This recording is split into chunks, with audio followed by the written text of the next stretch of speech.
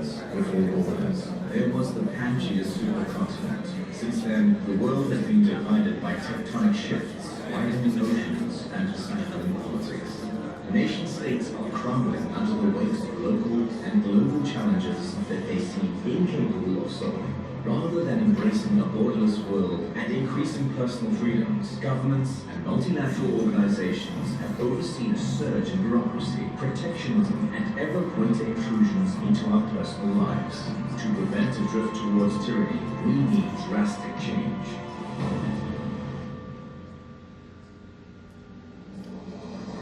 Pangea is Bitnation's decentralized jurisdiction platform. Using Pangea, you can build voluntary nations, agree contracts, and resolve disputes with other citizens, and access the services you need. This is our vision of jurisdiction as a service, a global market for governance services.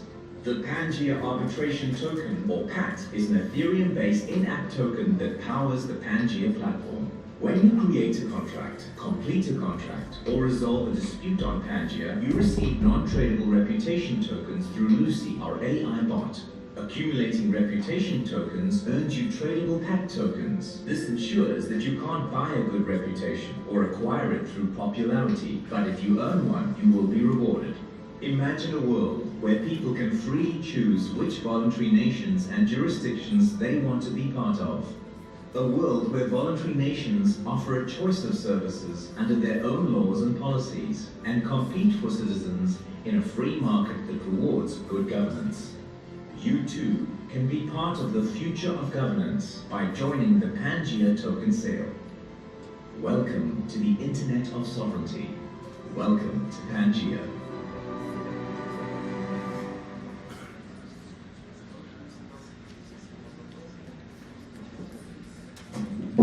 Bom, gente, muito boa tarde. Tudo bem? Ah, bom, pois para a gente é um prazer muito grande estar aqui no dia de hoje. Meu nome é Martim Restrepo, sou da Colômbia e junto com Felipe, que está ali, junto com Felipe, somos também embaixadores de Bitnation. Bitnation é a primeira nação digital do planeta.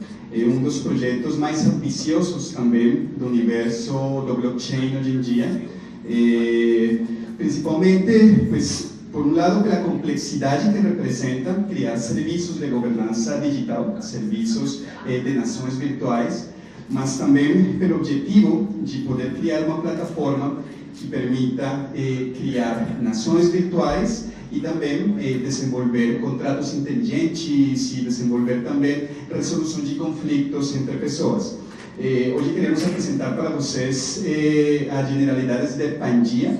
Pangea é a plataforma que suporta a nação digital e apresentar para vocês também o que nas próximas semanas vai ser o lançamento da primeira versão desta plataforma. Estamos atualmente em processo de token sale e daqui umas 3 semanas, acreditamos, 4 semanas no máximo, estará lançando-se a primeira versão de Pangea.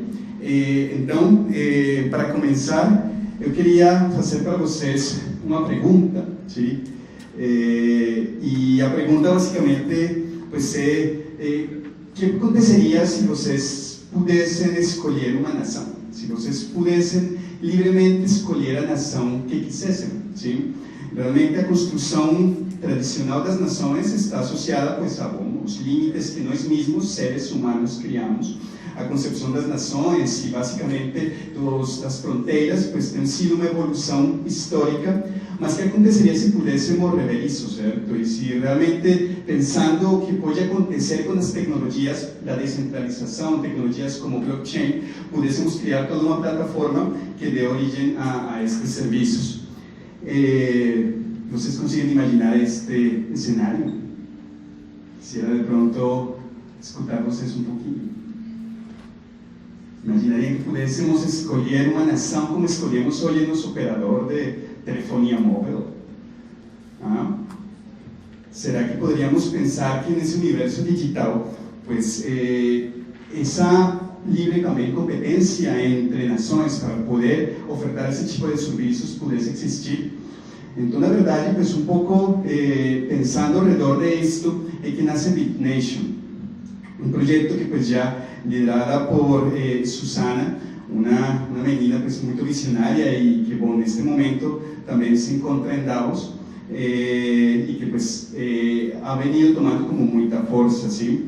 Então vamos fazer para agora para você não é uma apresentação geral, pues digamos da plataforma, e temos também a Eric, que é o embaixador líder de Bitnation, que também vai estar agora conectado através de Hangouts, pues para também resolver dúvidas que vocês possam ter. Queremos mais do que passar muito tempo agora aqui apresentando, escutar vocês e também, digamos, criando um diálogo que nos permita também visualizar o que representa o serviço de governança digital. Certo? Então, acho que não estou passando. Sim?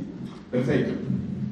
Então, como mencionamos, os Estados-nações, pues, tem sido uma construção que a gente tem feito pues, historicamente, verdade? Vemos realmente que acontece uma quantidade pues, de fenômenos associados a essa centralização que pode chegar a ter um Estado, fenômenos como as guerras, as injustiças, a corrupção e as altas taxas, verdade? Atualmente os serviços de governança pues, não precisam competir muito, na verdade já estão prontos, os cidadãos pues já estão ali, verdade? De alguma forma pues, não existe a possibilidade de criar uma competência em torno disso, verdade? E pues, entenderíamos que se não existe uma competência, não existe um incentivo para oferecer melhores serviços. Basicamente, pues vemos que a tecnologia blockchain tem evoluído muito, né?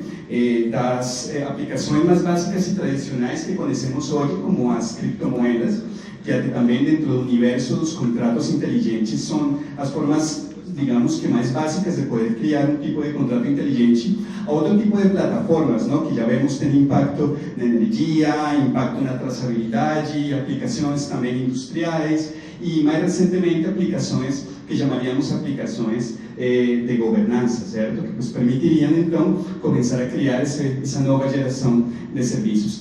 Sou um dos embaixadores da Bitnation no Japão. E isso tem encorajado a uma quantidade de pessoas ao redor do mundo para que comecem a organizar-se localmente, também com suas comunidades, também entre pares e no que na verdade nos representa em torno à identidade, certo? É possível que essa quantidade de grupos que hoje chamamos comunidades possam hoje também se ver refletidas na criação de uma nação digital que os identifique perfeitamente. Uma nação digital vai tomar força na medida da rede, não? Tem uma fórmula matemática que acostumo fazer sempre sobre o poder de uma rede, e é 2 elevado a um número n menos 1. Se minha rede é de uma pessoa, 2 elevado a 1 é 2, menos n, que é 1, menos 1, quanto vale minha rede de uma pessoa? 0. 2 elevado a 1, certo? 2 elevado a 2, 4. Menos 2 menos 1. Minha rede vale 1. E assim se levamos 2 a la 3, 2 a la 4, 2 a la 5, e quanto mais nodos e quanto mais pessoas eu posso conectar numa rede, ela começa a ter mais valor, verdade? A liberdade que temos no Bitnation é que justamente essa rede começa a tomar valor na medida em que mais pessoas começam a participar dela. E que temos a liberdade de que isso aconteça. Temos muitas pessoas ao redor do mundo, como Pedro Rivera, que também está em Medellín, na Colômbia, e também está em Lima, que está organizando pues, esse tipo de mobilizações de Bitnation nas cidades. Essencialmente, para que é usado o Pangea? Quais são os serviços que o Pangea hoje tem disponíveis, ou que pues, vão estar disponíveis na primeira versão? A primeira delas é a criação de um chat de contrato inteligente e um bate-papo como se fosse o Skype, como se fosse o Telegram, o Signal, qualquer aplicação de mensageria. Tipo o WhatsApp, exatamente. E que está suportado por uma inteligência artificial, como se chama, Felipe? Lucy. Lucy, que é um bot de inteligência artificial que vai mediar a criação de um contrato inteligente. E basicamente o que vai acontecer é que quando você quer criar um contrato inteligente, vocês vão entrar na plataforma e iniciam uma conversação entre as pessoas ou o grupo de pessoas que querem fazer esse contrato e usando linguagem natural, conversando com pessoas, por exemplo, oi Felipe, tudo bem? Hoje tenho uma, não sei, uma palestra em São Paulo. E o Felipe me diria, beleza? Beleza, então vamos fazer uma palestra em São Paulo. E quando vai ser essa palestra? Na essa palestra vai ser hoje, dia 27. 17 em São Paulo, certo? Nessa pequena conversa que nós acabamos de ter, que dados estamos tirando que um contrato poderia ter? Data, exatamente local. Sim, poderíamos ter mais informação? Participantes, seguramente, se começo a conversar um pouco mais, oi, quem são os participantes? Eu, a plateia, Martim, Felipe.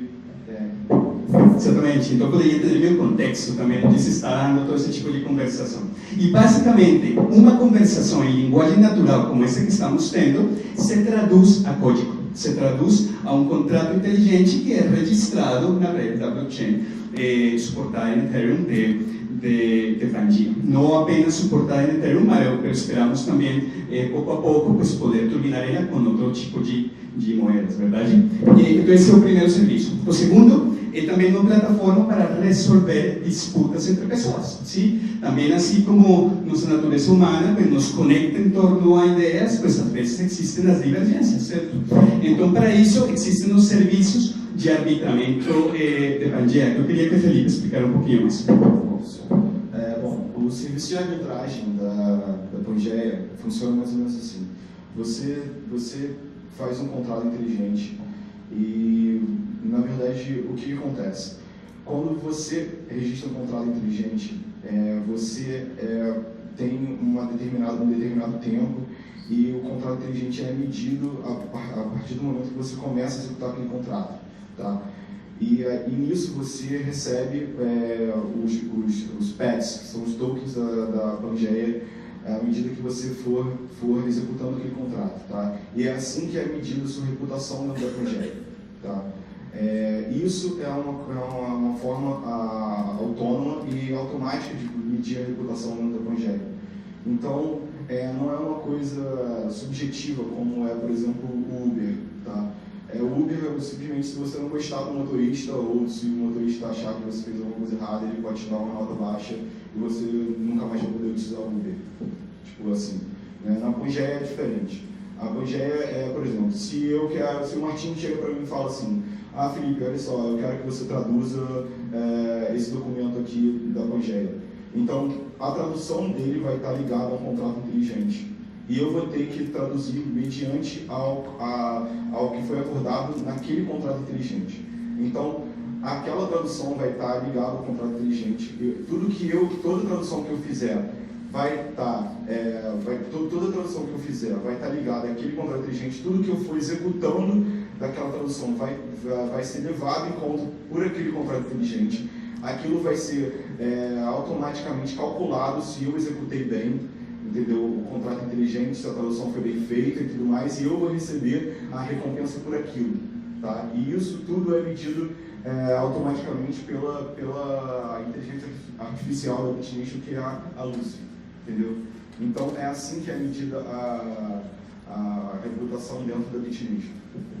Muito bem, Felipe. E então vemos que realmente é algo inalienável, não é como se fosse uma história. No momento em que você ingressa na plataforma, você começa a construir sua história, certo? E uma história que pode ser traçável, uma história que pode ser medível e que, na verdade, sua reputação, como menciona Felipe, vai crescer na medida em que você efetue pactos e chegue a um feliz acordo desses pactos, verdade? Então, na verdade, seu perfil vai ser mais notável e vai ter maior capacidade até de poder crescer e ganhar mais tokens dentro da plataforma.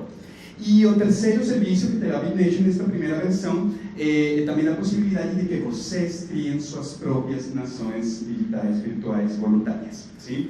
E isso basicamente se traduz a que você pode também criar a legislação, criar sua bandeira. Temos aqui a bandeira da Bitnation, mas você poderia também criar suas normas, os acordos com os quais esse grupo te identifica, não sei, ou a nação dos colegas da escola ou dos formados de tal ano da faculdade X, por exemplo. Perfeito, poderia criar uma nação para aquilo. Vamos criar uma nação, não sei, da galera que gosta de algum esporte, que quer se reunir em torno a essa nação para poder ter mais serviços para essas pessoas. Poderia ser criar uma nação para isso. Mas encorajamos as pessoas para que criem também o uso dessas nações para resolver também problemáticas locais. Não? Entendemos que a grande e a nova geração de soluções que o planeta precisa não chegam de cima para baixo. Sim? Acreditamos que a nova geração de soluções surge quando as pessoas se encontram, se organizam e aproveitam a abundância, uma abundância de tecnologias, de serviços, de inovações, de inteligência artificial,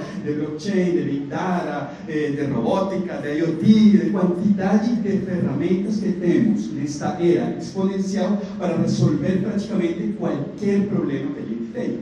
Eu, pessoalmente, tenho trabalhado muito com comunidades no Nordeste brasileiro, principalmente na Bahia, e lá temos criado, por exemplo, plataformas para que os pescadores vendam peixes sem precisar de intermediários, onde basicamente um entorno virtual que permite que os pescadores nos digam quanto peixe trazem e que eles possam diretamente vender para os restaurantes. Temos criado plataformas para venda de mariscos, para venda de produtos agrícolas na Colômbia, e acreditamos que essas soluções, esse novo empoderamento das pessoas, surge de baixo para cima. Sim? Quando as pessoas acessando o conhecimento, ferramentas que são livres e que basicamente eles podem reparar, podem reusar. É algo que se está conectando muito com a abundância e com o fenômeno da abundância digital. Eu acho que além da questão da abundância também é importante dizer que assim, aqui a gente está num ambiente anarcocapitalista, né? E assim, a tecnologia é uma aliada de todos vocês aqui. Todos vocês aqui são libertários, todo mundo aqui quer o fim do Estado, né? Pelo menos eu imagino que vocês querem o fim do Estado. Então, assim, a tecnologia cada vez mais é uma tecnologia. A tecnologia ela rompe a fronteira de onde o Estado pode chegar. Por exemplo, ela rompeu a fronteira com o WhatsApp, por exemplo. Aqui no Brasil tentaram bloquear o WhatsApp, não conseguiram. Tentaram banir o Uber, não conseguiram. Aqui a gente vê em todo mundo tentando, os estados tentando banir as criptomoedas, também não conseguiram. Então, assim, a tecnologia, cada dia que passa, está mostrando aos estados, aos governantes, que é uma arma contra esse monopólio do poder. Então, assim, o que a Bitnation está querendo mostrar é que, além da questão financeira, além da questão dos apps, que algumas outras tecnologias trouxeram, a questão da governança pode ser também uma arma contra esse monopólio, entendeu? Então a governança pode se tornar digital, ela pode vir diretamente das pessoas, vocês podem se unir livremente para formar seus próprios grupos e formar seus próprios contratos livremente, entendeu? Exatamente. E basicamente, pues, porque usa plataformas digitais, porque realmente o nível de penetração, de pervasividade que essas ferramentas têm é muito grande, não? Vemos a quantidade de bilhões de conexões que uma rede de telefonia hoje existe, a quantidade de aplicações de chat que está crescendo, digamos que é uma tendência que estes entornos também comecem a conectar uma quantidade de inteligência complementar, derivado seguramente desta conversa que tivemos, deste contrato que criamos com Felipe, seguramente podemos contar uma ferramenta de inteligência artificial que reserve meu voo, que reserve meu hotel e que me ajude de pronto no final a gerar um invoice por um serviço que estou criando, verdade? Mas então, gostaríamos também de apresentar para vocês pues, algumas outras características da tecnologia. Temos também estruturas que cada vez vão ser mais comuns, certo? E eu gostaria que vocês me ajudassem a entender que contrato é este que está aqui na tela. Se alguém tem ideia, levanta a mão e conta que está podendo entender deste contrato. Que tipo de contrato é? Está tranquilo? Um contrato de compra-venda, certo? Que dados temos nesse contrato? Sim. Certamente. Temos a data, temos os dados de quem compra, de quem está vendendo, temos umas carteiras de onde vai sair um recurso e vai chegar em outro, verdade? Temos um deadline, que basicamente é o tempo no qual esse contrato vai ser executado, verdade? E seguramente outros dados com os quais eu vou conectar. Este é como um contrato simples. Nós podemos entrar contratos de casamento, contratos de registro, ou todos os serviços que hoje em dia tem Bitnation, que já há uns 4 anos têm funcionado muito bem, são, por exemplo, serviços de identidade digital. Hoje em dia vocês podem criar seu próprio RG digital de Bitnation e ele tem todo um suporte para que isso aconteça. Temos trabalhado muito, por exemplo, com refugiados para dar identidade digital a eles quando têm perdido seus documentos pessoais, por exemplo. Então criamos dentro de Bitnation, qualquer pessoa na verdade pode entrar e criar um serviço de identidade digital. Então, além de festa digital, as pessoas também já realizaram casamentos dentro da Bitnation, registraram casamentos, certidão de nascimento, enfim, contratos de aluguel, contratos de empréstimo, enfim, o que você imaginar de documentos, as pessoas já registraram, contratos de compra e venda de terra, entendeu? Já tivemos inúmeros casos assim, de pessoas registrando contratos lá na Bitnation. Exatamente, e todas elas pues, funcionam hoje em dia dentro pues, da versão atual que tem no Bitnation, e como mencionamos, pues, na nova versão incorporaremos estes novos serviços. Tem uma coisa muito legal também, que tem Bitnation é a possibilidade de criar suas próprias dApps. Isso quer dizer que para desenvolvedores vai ser possível que se conectem com a plataforma e desde copiar o código da Bitnation para criar sua própria plataforma de nações, até também se conectar com outro tipo de serviço. Esta, por exemplo, uma imagem de uma identificação digital da Bitnation, que chamamos de Proof of Existence, e que basicamente pues, permite como suporte a identidade digital das pessoas na nação. Botamos um pouquinho mais na frente. Esses são alguns dos números que hoje em dia a Bitnation tem. Temos mais de 10.000 cidadãos. Alguém daqui já é cidadão da Bitnation? Sim? Você já é cidadão da Bitnation? Opa, meus pessoal desde que ano? Desde o ano passado? Não, muito bem, e você? Faz uns 3 anos. Não, muito bem. Todos vocês podem entrar e registrar-se. Sim, e criar também sua própria conta e começar a brincar com as ferramentas que hoje já estão disponíveis e, como menciono, daqui a umas 3 semanas começar a brincar com Bitnation. Mas esses são um pouco dos números que mencionava Felipe, alguns dos contratos que já notarizaram, mais de 5.000, temos mais de 200 embaixadas e consulados pelo mundo inteiro. Isso é uma coisa bem interessante porque, assim mesmo, é uma rede global. Sim? Felipe, por exemplo, hoje está hospedado em uma das embaixadas de Bitnation aqui em São Paulo, correto? Sim, nosso sistema de embaixadas são lugares onde as pessoas disponibilizam para cidadãos que vão viajar a trabalho, ou enfim, se você tiver alguma coisa para fazer em outro país ou em outro estado, por exemplo. Eu moro no Rio de Janeiro e vim aqui para São Paulo para a conferência, entrei em contato com o embaixador aqui da Embaixada de São Paulo, que fica em Vila Clementino, e ele falou, não, pode ficar aqui, eu vim, fiquei lá, tô lá desde ontem, vou embora domingo, e assim, sem custo nenhum, estou lá trabalhando, lá tem um espaço de coworking. Então, assim, o sistema de embaixadas não só aqui no Brasil, é global, entendeu? Então, assim, se você precisar um dia viajar para algum lugar e precisar, eu estou na Europa, eu não tenho onde ficar, aí se tiver uma embaixada perto do local onde você está, você pode entrar em contato com o embaixador local e falar, olha, eu estou precisando de um lugar para ficar e tal, enfim, que seja, você está tendo que trabalhar e entra em contato e fala, é uma rede de suporte global, entendeu? Exatamente, e construída também dentro dos princípios do open source, certo? Basicamente, pues, temos mais de 2.000 contribuidores ao redor do mundo que cada vez mais estão ajudando a que a plataforma cresça e, bom, que torna, como mencionava, hoje um dos projetos em blockchain mais ambiciosos que existem. Isso é um pouco sobre a tecnologia, que eu quero que agora também o Eric fale um pouquinho para nós sobre isso, se você passa um pouquinho. Para já. Eric? Sim.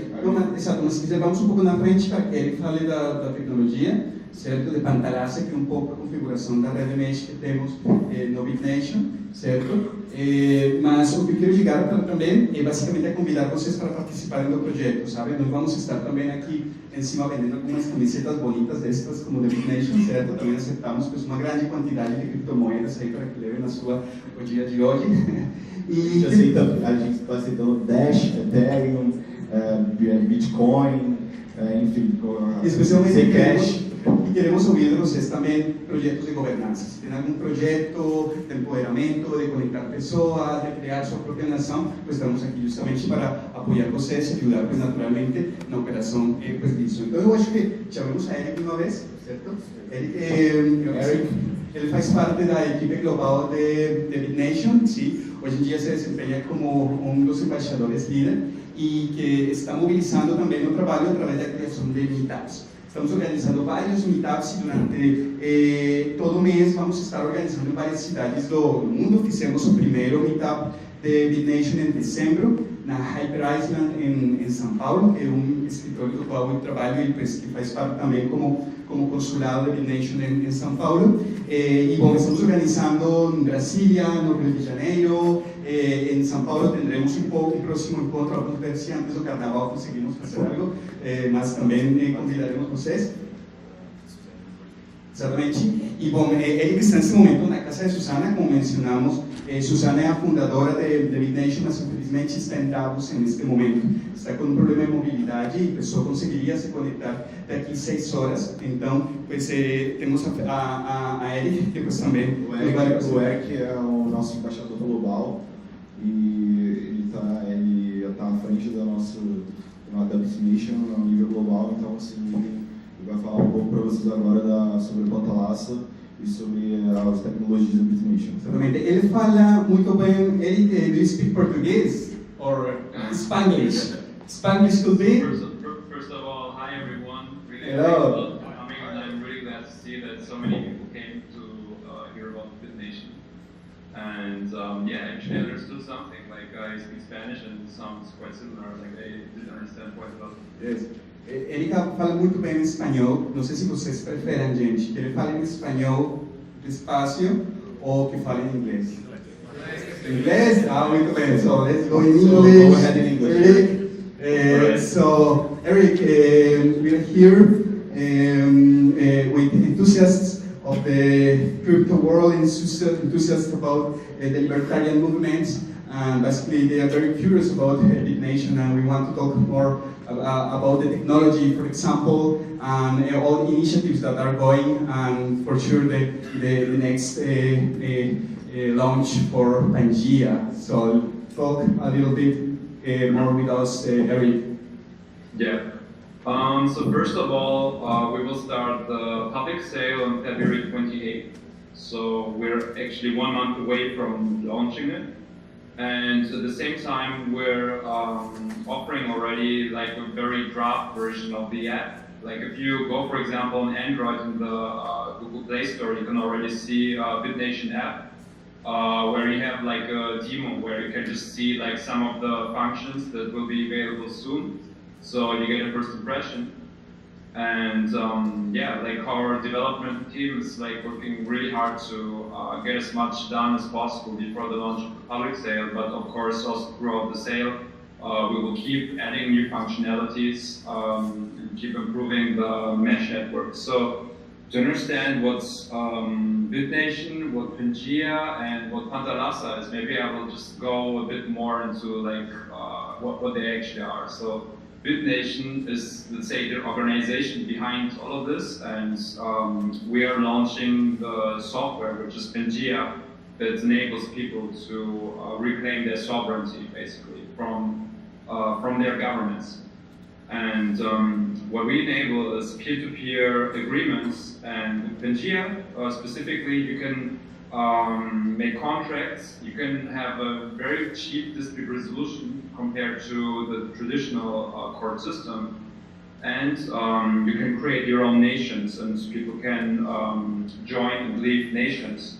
So the idea here is that you create DBVNs, which are like decentralized, borderless, voluntary nations. So what does this mean? It means that you can basically create virtual and global and decentralized version of your culture or of the things that you want to present to the world in a way that is independent from your government. Because instead of waiting for permission, you can just go ahead and create a peer-to-peer network that already enables you to do the things that you could do yourself without asking for any middleman in between. So yeah, Pangea offers these services in the beginning, but this is just the very infrastructure. Like you can have your ID, you can make transactions, you can communicate in a way that is cryptographically encrypted, which is very important to be safe from government retaliation. And you can have timestamps. So that means that you can store this agreements and like the very important part of the business or the things that you want to do, like certificates, like birth certificate, marriage certificates, like all of these things, you probably heard about it before, that they are stored on the Ethereum blockchain in a way that they cannot be hacked or changed ever again. Like the government bureaucracy, if you just give them enough money, maybe they can change your birth certificate. But here it's almost impossible because you need 51% of the whole Ethereum network to change any of these data. Of course, we know that Ethereum also has its flaws, so we designed Pangea in a way that we have our own mesh network, and only for this last part, for the timestamping, we use the Ethereum blockchain, but in the future we might be able to, or we are able to actually migrate this to other blockchains. For example, EOS, who knows, like, there could be new inventions in the future that we don't even know about today that are better for this, but Bitnation is blockchain agnostic. So we created, or we are creating at the very moment, our own mesh network. So what does this mean? Communication is not stored centrally, like in WhatsApp, Facebook Messenger, and so on, who all steal your data and sell you out basically for your data. In Pantalasa, you store your own data, and you at the same time act as a client and as a consumer in a way. So you ask for other people to share their data with you, and it's only shared between the two of you, and there's no one else in the middle who can access this data. And we have a very high, let's say, cryptography standard, because we also want to be able to prepare our citizens for future quantum computer hacks. Because blockchains that we know today are not resistant against future quantum computers. So we are already designing Pantalasa in a way that is resistant against quantum computing. And we also have a very, very big focus on developing countries where, for example, many potential users don't even have access to the internet. That's why Pantalasa is SneakerNet. What does this mean? It means you can even basically walk with your sneakers from one computer to another and connect the data. So you could connect devices through cables, through Bluetooth, and through relays. So even in spaces or in areas where you have no internet connectivity, through the Pantalasa mesh network, you will be able to host a local network where you can make agreements and have a legal structure for let's say deals or agreements that you would do in a very informal way if you wouldn't use it. Imagine, I don't know, like you do your deals in a way that is like black market or gray market, and you want to have some sort of legal security, but it's impossible because you cannot have contracts because maybe what you're doing is against the law or the current laws don't allow you to do this. So you could create your own laws or your own contract with the laws that are relevant for you and your customer or for your business partner, and you can do this on Pangea. So you could also do this in an offline network with Pantalasa, and whenever someone from this network goes out and synchronizes with the rest of the network and comes back again, the offline network will also synchronize. So it's like built in a way that is delay tolerant. So also the online part and the offline part keep working even when they're not synchronized. So that's like one very important aspect because, for example, imagine on your Google document or whatever, you're not even able to do anything when you don't have access to the internet, right? So with Pangea, you will be able to use it anywhere else when you're offline. That's like one very important feature for implementing it in the places where it's needed the most. And yeah, I think we should just go to the questions because you probably have a lot of questions about how this works and yeah, about the legality and like many other things. Então, gente, pode fazer uma pergunta?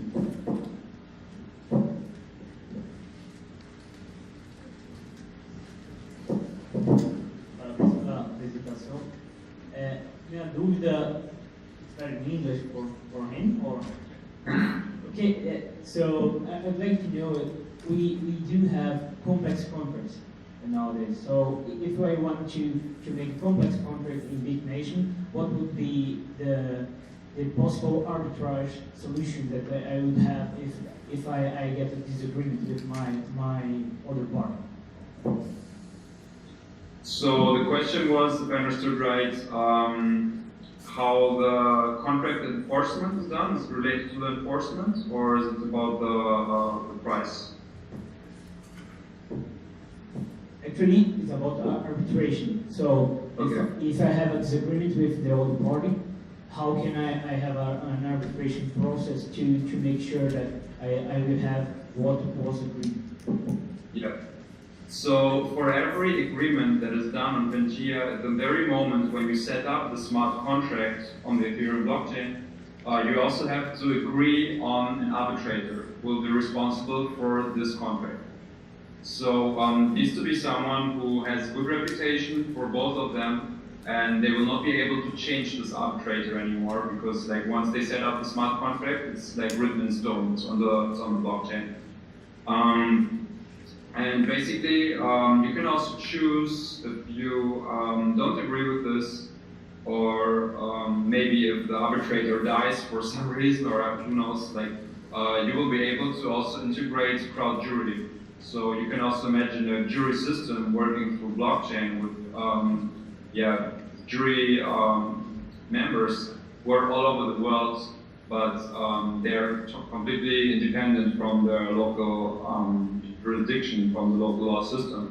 So the idea is really that the people, when they set up the contract, they choose the way disputes should be resolved. They choose their own preferred code of law, and there will be different laws, let's say, competing for reputation as well. So that's actually one important aspect of India. So you have three things that are competing for reputation. First of all, the citizens themselves. So whenever you successfully complete the contract, you will get a reputation token from this AI bot, Lucy, but you cannot get negative reputation. You can only get positive reputation.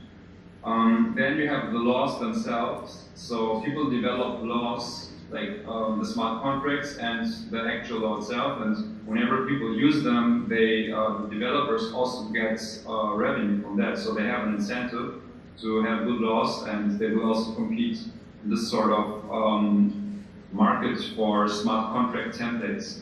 And then the third aspect of it is the virtual nations, the DVBNs.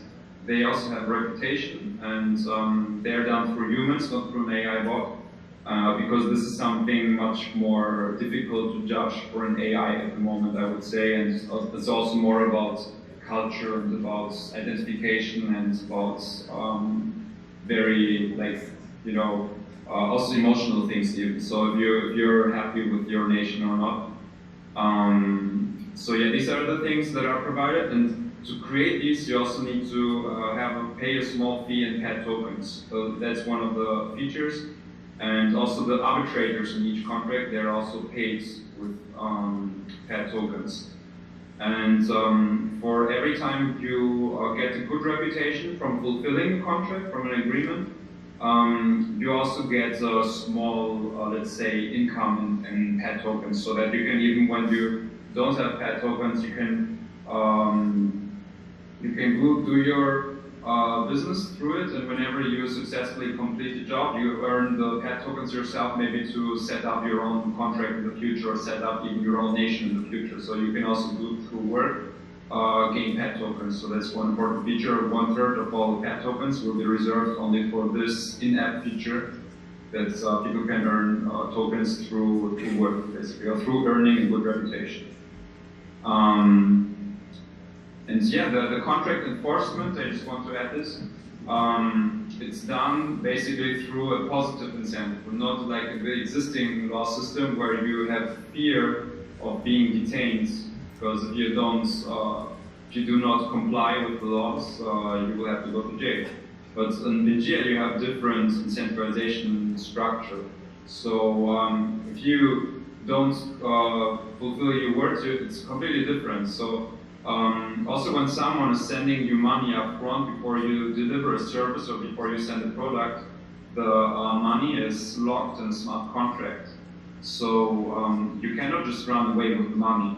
Like, compare it, for example, with international transactions. You buy something from some anonymous person online, and and you send the money and you have no idea if the thing is actually going to be sent to you someday or not. Like, he could just go away and you have no idea where he is, who he is, and you cannot go to court to get your product. But on Pangea, this money will be locked in the smart contract, and you need 2 out of 3 keys to unlock these funds. So the buyer and the seller, they both have 1 key each, but also the arbitrator has 1 key. So in case there's a conflict, the arbitrator will have to decide who's right, and he will use his key to either send the money back, or it was actually done and the seller will get the money. So this is like one key feature comparing to existing international trade where you have no world government that you can go to when you have a problem for international transactions. And also, the people who do not, it will be seen that if you have many agreements and you never get reputation because you never completed the contract, I think people will not really want to do business with you anymore because, maybe you're a liar or something, or a scammer. So I think reputation and the reward that if you complete the contract, also get the PAT tokens. These are the incentives, so people actually comply with the contracts that they agree to.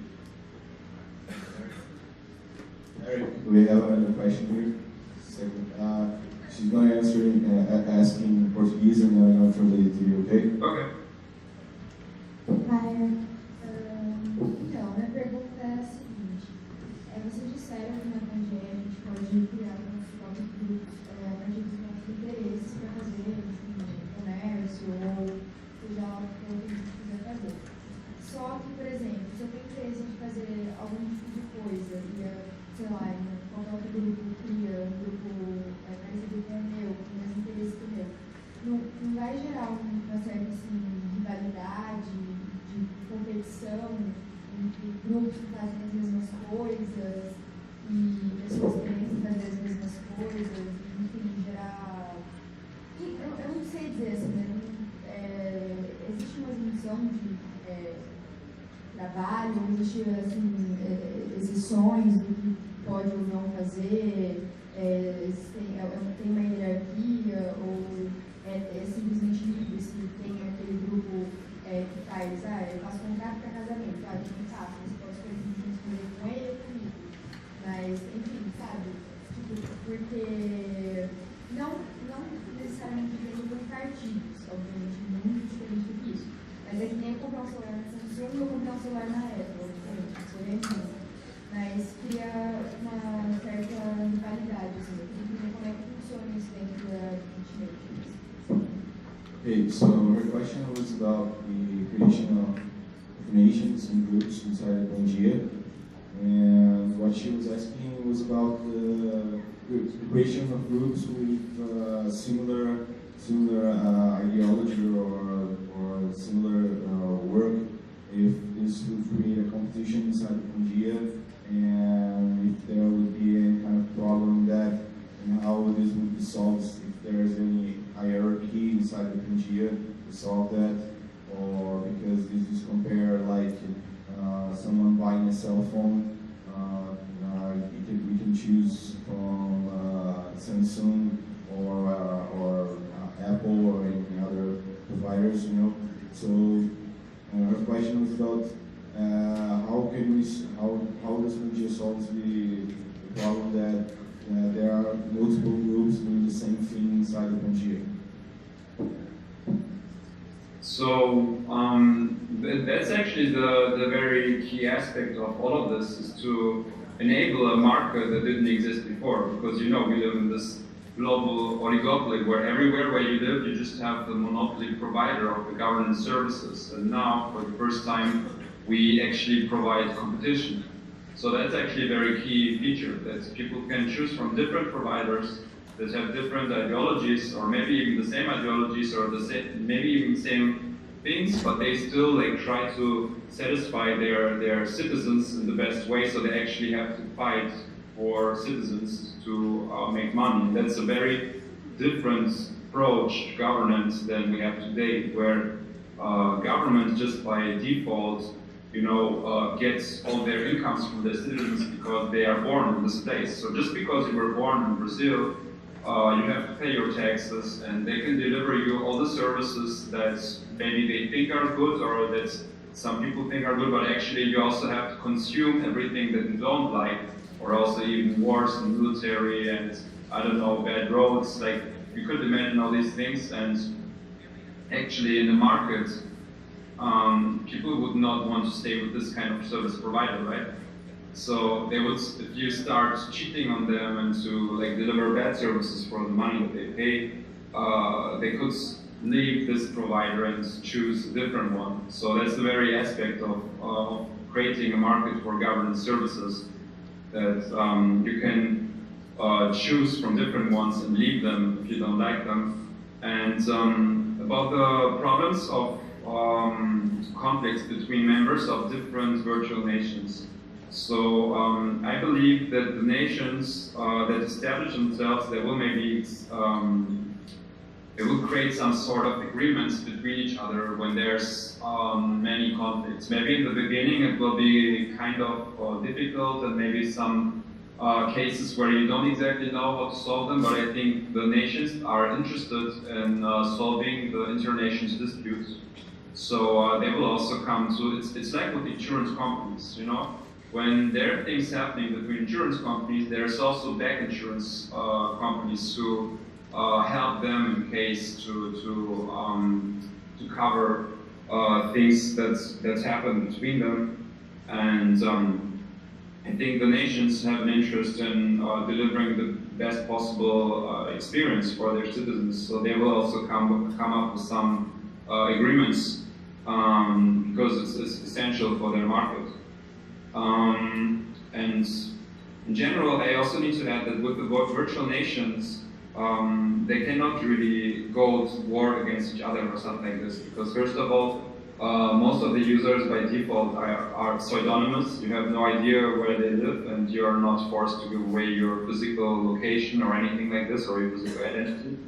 And secondly, whenever some nation would start like violence or something like this, the members would most likely leave this nation, because this is the very reason why they use Bitnation. I mean, because they're fed up and sick and tired of the existing system where nations go to war with our money, and it's like a big misrepresentation of the people.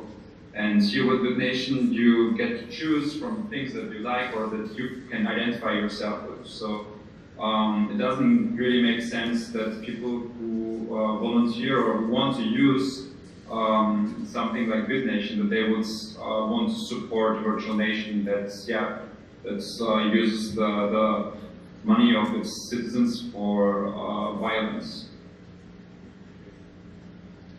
We have another question.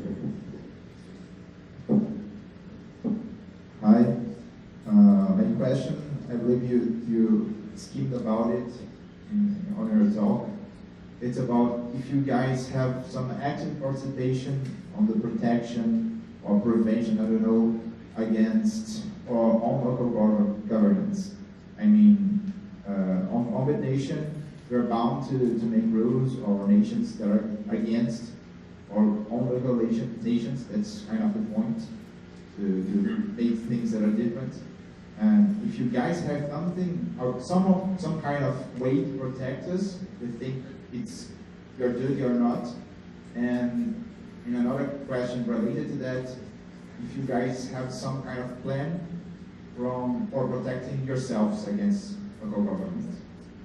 You live somewhere, and probably what you do is not exactly follow the law. So I kind of want to hear about it. Yeah, your point. It's a really nice question. And I was also asked by this recently by one of our ambassadors, and I think there are two approaches to this.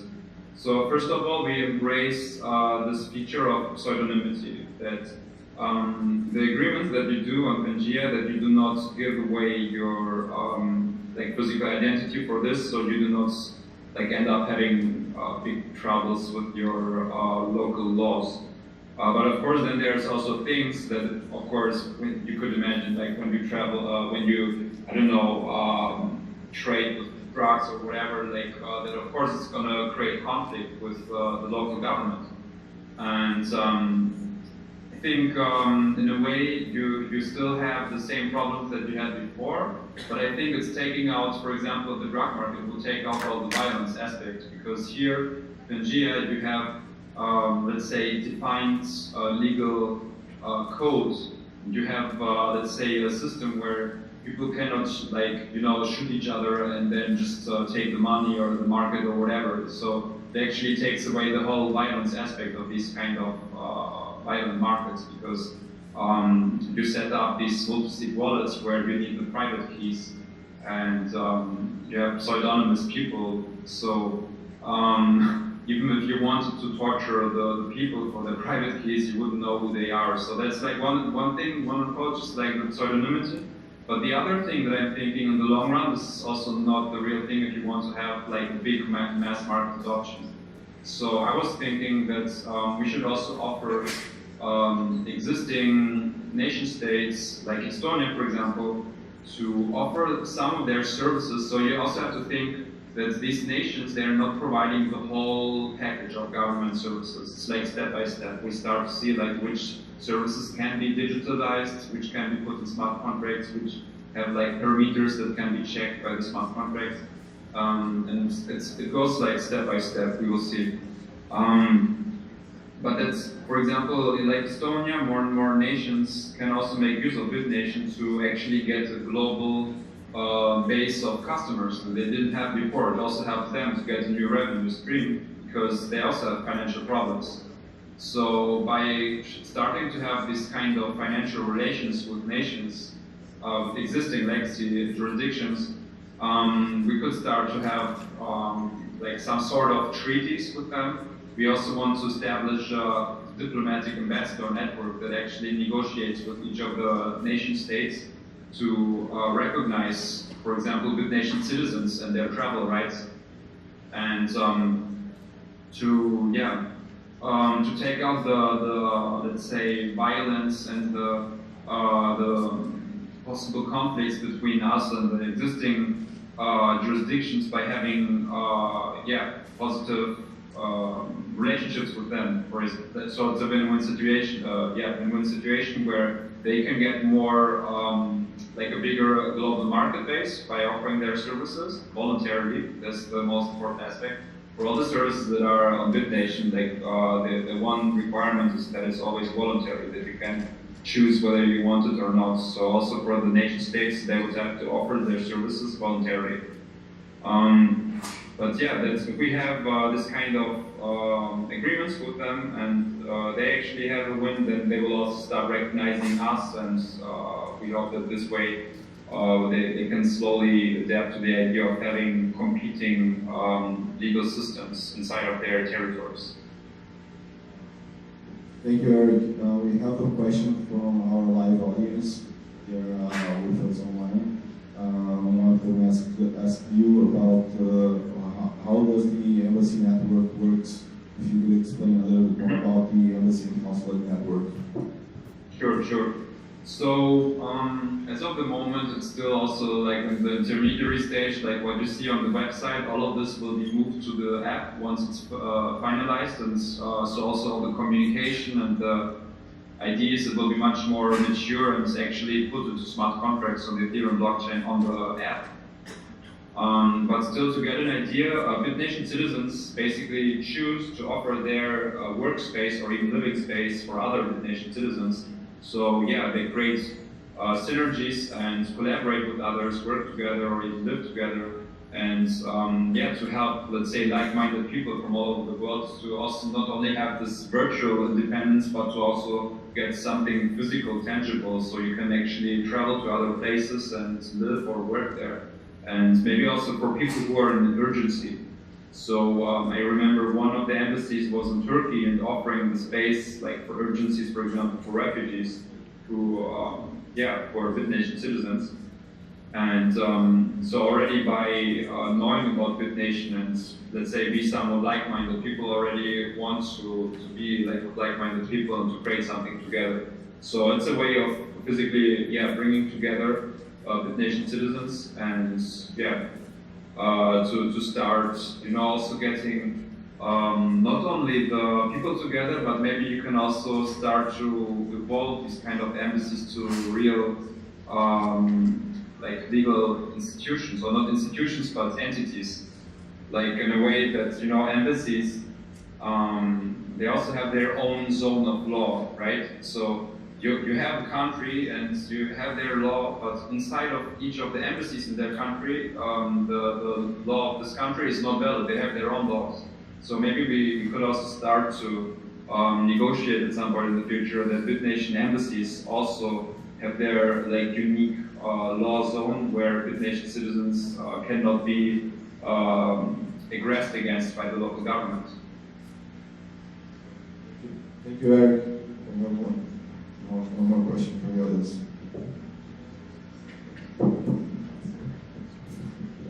Hello, I'd like to ask, how would Bitnation Pandya expand into countries that are reigned over by autocracies like China, Cuba, Eritrea, North Korea, etc.? And if yes, how would you protect those citizens from being persecuted by those dictatorships? Yeah, it's a really good question because you could, for example, the one example I always mention is, for example, a gay couple in Iran who wants to save their assets by marrying on the blockchain. Of course, if they would give away their or if somehow the government would find out their real identities, they would be persecuted by the police. So what you could do is, first of all, when they end up in jail, that our legal ambassadors try to help them to get out of jail and to establish some sort of treaties with local nations or with nation-state representatives that they start to respect our citizens' rights. And apart from that, did you hear of the Umbrella? It's one of the potential D-apps that will be developed on top of Pangea. So what we do is just the very infrastructure. Like we have agreements, we have nations, but ideally these nations also grow into new D-apps so that people can just subscribe into their platform and use more and more peer-to-peer governance services. So with the Umbrella, what they offer is peer-to-peer defense. So you will have a global security market with people who come from all sorts of fields. Maybe it could be ex-military veterans, maybe it could be cybersecurity, white hacker, maybe it could be all kinds of security services. And we don't want to go too far in the future. We also don't want to have this type of physical conflicts with, for example, authoritarian regimes. But you could also imagine, for example, some private security or something like this for those who can afford it. But I hope that with the Umbrella, the whole structure of the security market will be much different than what we have today. Because nowadays it's done through agencies and they charge a lot of money. But maybe when you organize it as a peer-to-peer network, you can lower the prices and you have, let's say, more of the individual people offering their services. You can have maybe something for more rich people or corporate accounts, but also for poor families who feel they might be persecuted by the government. So they could also get these kind of services through the Umbrella, but of course we do not we cannot give the full security like the government can, because we do not have a military or anything like this. We can just establish political relations with the nations and to help so they will respect our citizens' rights. But we do not intend to become the nations that exist already. We have one question here. I'm going to translate this question, Eric. os hábitos têm alguma especialização técnica?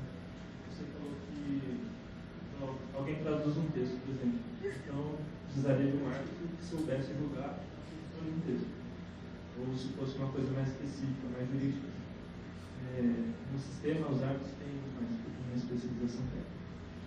He's asking if the arbitrators have some technical expertise, like if someone has to translate a text or to arbitrate on some dispute, if they have some technical expertise on arbitration, if this is required to be an arbitrator. I think you can use it for your to advertise, let's say, yourself in the market. We will see how actually this will evolve. I think there will be, like with other blockchain applications, that over time more and more add-ons, are created, so people can, for example, upload their curriculum, their CV, or maybe they can just when they talk to, like the whole idea of Pangea is to have conversations all the time. So people talk to each other like in WhatsApp messages, So they, when asked, they will deliver all these things, and it will be done in a peer-to-peer messaging service where the curriculum and the experience and these kind of things are not going to be, let's say, wiretapped by the government. But it's not necessary. No, anyone can offer their services, and we think that over time, the ones who are really good at this will establish themselves on the market through the reputation mechanism. Okay, one more. Hello. First of all, let me say I became quite excited about the idea of Bitnation. I have lots of questions, but I'll make it one only. It's about smart contracts, markets, and logistics. Have you heard about the technology RFID? Yes. Yes. I've been thinking during this time about using the technology of Bitnation with the RFID technology. Let's say one people make a deal with another people. You have make a deal. I'll pay you your product for some kind of cash, and you said your cash could be secured in one kind of system. It will be secured in one kind of system. But it will be released once the contract is done. I'm thinking using the RFID as a logistic by tracking the product from one nation to another. Once the tracking reaches its destination, could release the payment to its seller. I think this would be a good idea to implement in the Bitnation technology. What do you think? I think IBM and Maersk are already working on this kind of solution for blockchain for supply chain, So they already work on this kind of like RFID and blockchain integration to, for example, track the location of the parts of some production or of some products, and that every time where it's moving, the geographical location will be time-stamped, so like when you move back in the history, it's like a open book, of all the past movements of your product or of this specific thing. And yeah, I think these kind of solutions are already worked on, but it's more on the corporate level.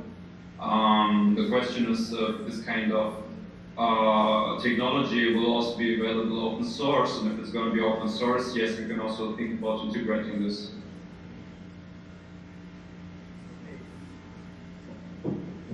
Hey, thanks for your presentation. It's a very interesting project indeed. My question goes in line of how to get off-grid using the technology that you guys have, right? I spent a lot of time trying to find ways to get off-grid, so in other words, trying to get out of government, right? So that being tax evasion, not dealing with tax regulatory things and evading laws and a lot of stuff, right?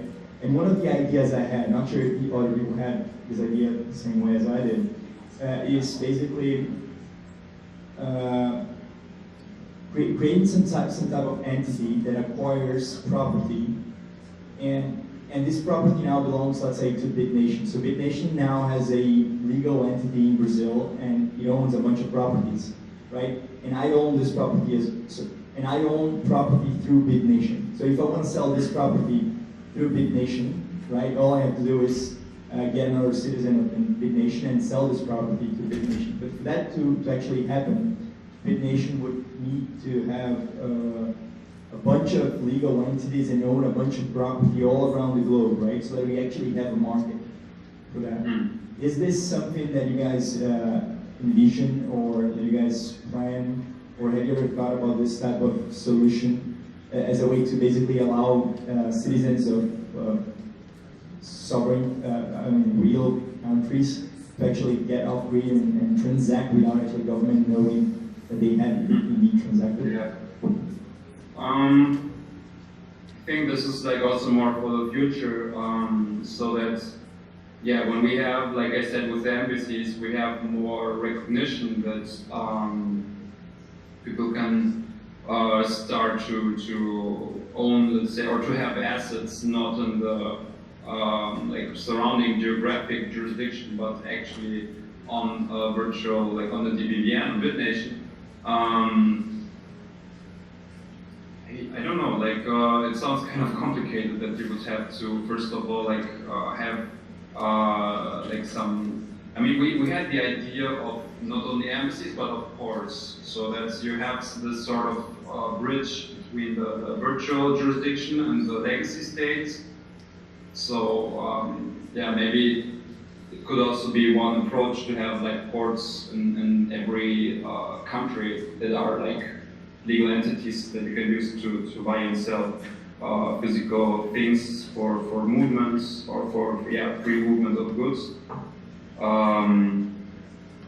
But yeah, I envision this quite difficult. You would have to really have like the political connections everywhere to establish this. But I think this could also be one possible future opportunity.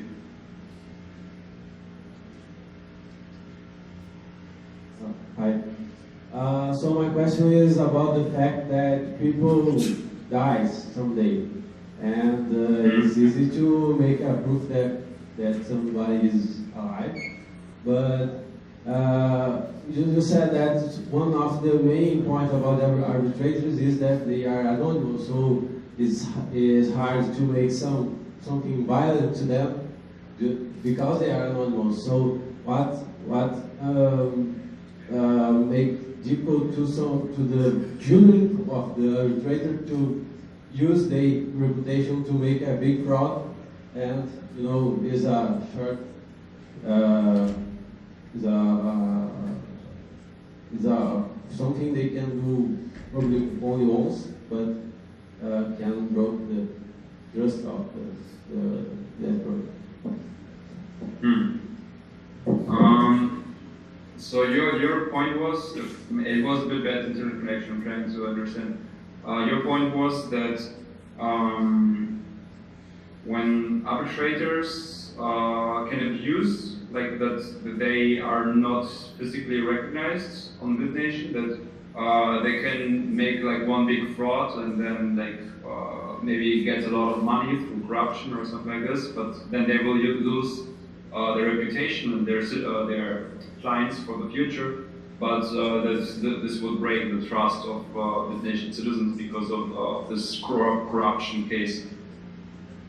Is this correct? Did I understand right?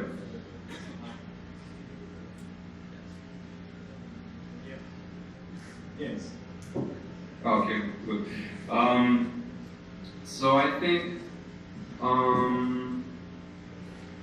well, maybe you could also have some sort of collateral system where if arbitrators are like known to have participated in some kind of like corruption or some kind of fraud like this, that they also will like lose some sort of collateral or something like this. So there could also be a financial incentive to prevent corruptions, also for like particular instances.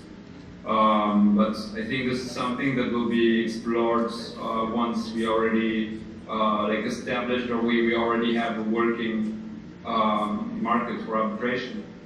And yeah, it's an interesting question. I mean, it depends on how much you can win, right? So it should be like from a game theory perspective, like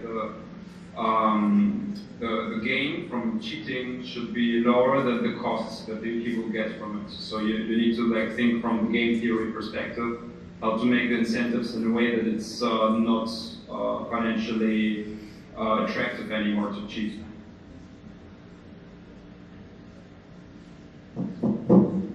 Hello, Eric. Thank you for your time. I do have a question regarding criminality and how you've tackled that.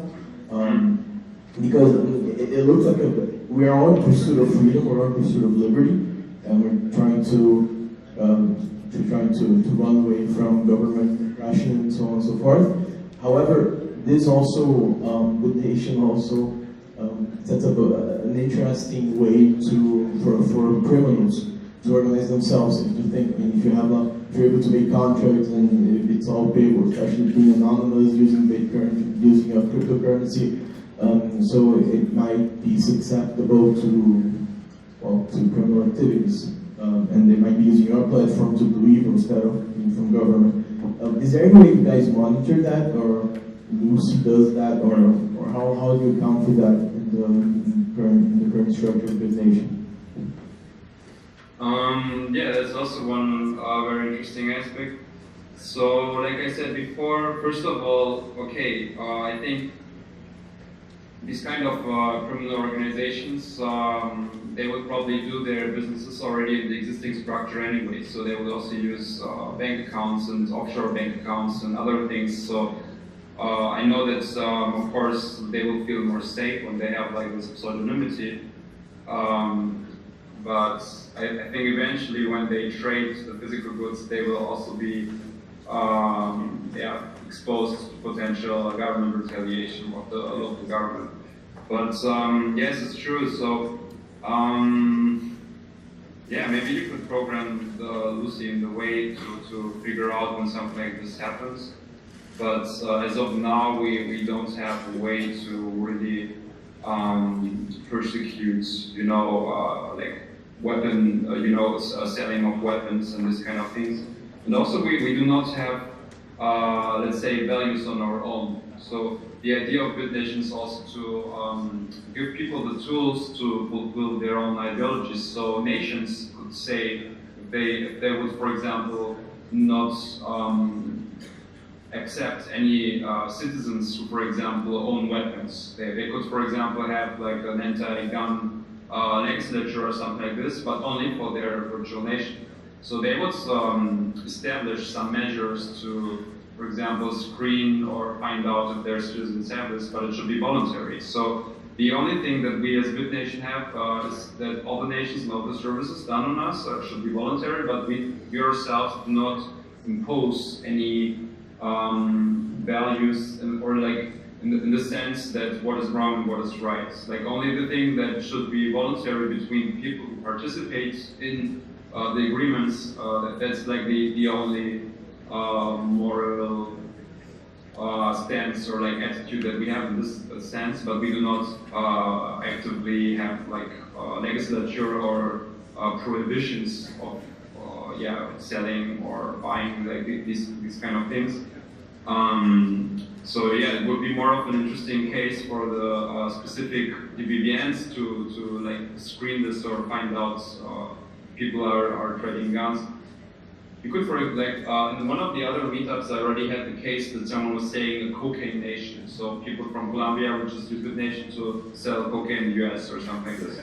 So if one nation, for example, would be known for doing something like this, even if the users are pseudonymous, I think people from other nations would not be so interested in doing business with them anymore because they know there's a high risk involved.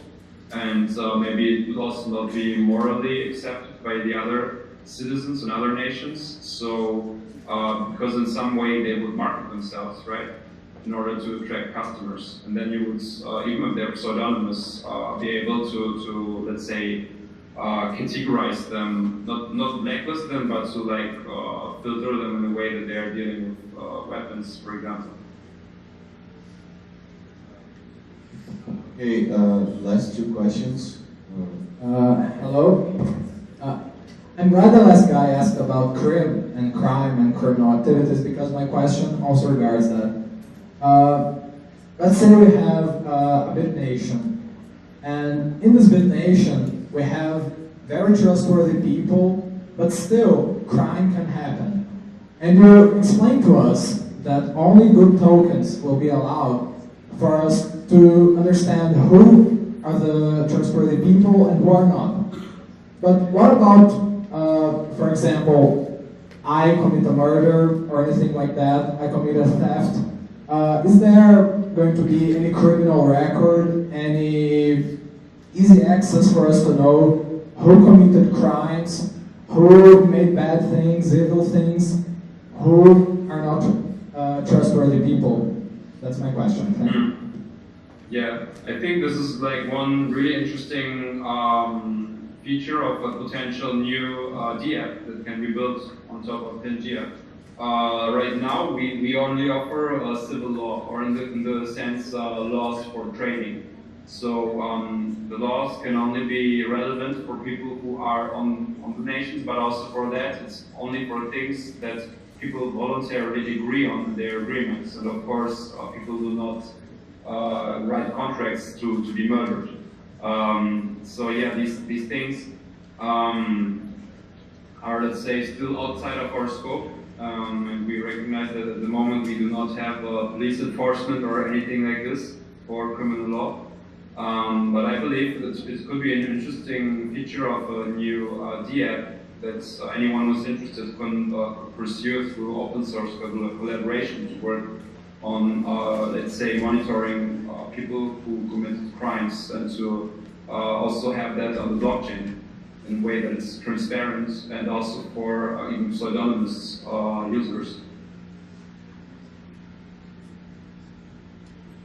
Hello, is it possible to boost my credibility in Pangea by creating with a partner of mine a nation, and then doing several contracts and executing them and getting reward with tokens, and then I can go to another nation and do not comply with the contract? Is it possible to boost, or is it any control? Is there any control to avoid that? Yeah, so when you're talking about the threat of a civil attack, so in our case we have like the game theoretical approach that it would be not financially attractive to do it, because you have costs involved. And also Lucy, and this is specifically one thing that Lucy will be programmed for, that I know for sure, to be able to identify these kind of cases where like people are just creating fake accounts to make transactions between each other to boost their reputation. So Lucy will be specifically designed also for this, and also will be costly, because every time you set up a new agreement, you need to also pay. So maybe the trade-off is it's not there. Maybe it's actually higher cost than what you get from boosting your reputation.